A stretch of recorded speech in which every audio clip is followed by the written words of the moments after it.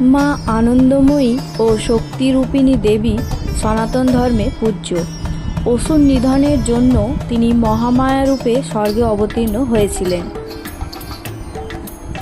মা কালীকে জিহ্বা বের করে রাখতে দেখি।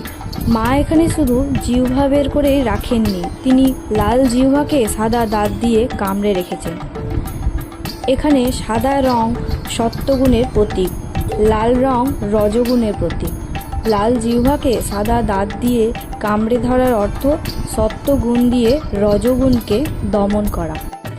অনেকেই বলে মা কালী রক্ত পান করেছেন, তারই জন্য জিহ্বা লাল।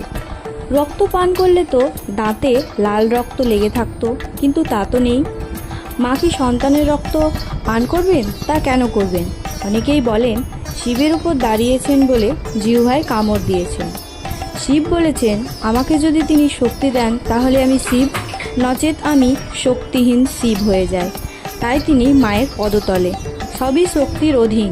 এই মহাকালের সাথে মহাশক্তির রমণ করেন, তাই তিনিই মা কালী।